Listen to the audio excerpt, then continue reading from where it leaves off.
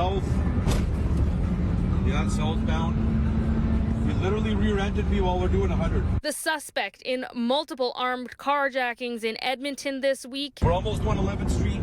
Yo, yeah, he's holding a gun. He literally pulled out a gun on us, man. Who was later shot by officers during an attempted arrest, was well known to police, with 17 outstanding warrants. And Thursday, 44-year-old Michael Russell Laviere is facing 28 new charges for the two-day crime spree, with more expected.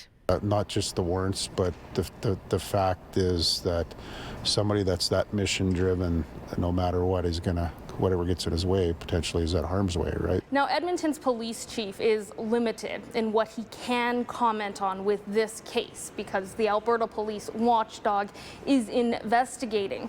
But he did share some cautious optimism at commission that federal changes to bail reform could help with these types of crimes. I think everybody understands the intention of C-75 when it first came out to take a lot of the vulnerable population out of the justice system, and I think everybody, I certainly can say EPS is certainly focused on doing that, but at the same time is there can't be a lack of accountability for the violence. Also at Thursday's meeting, Edmonton Police Commission reminded of a tragic anniversary, marking 1 year since two men were killed in Chinatown. Still feeling the sting of another painful memory, especially today.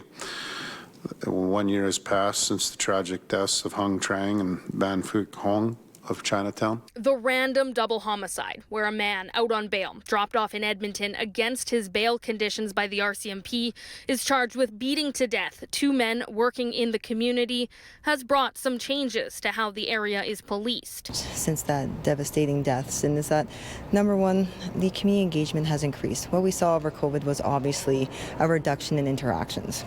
The Healthy Streets Operations Centers teams up paramedics and firefighters with police or peace officers to patrol Chinatown.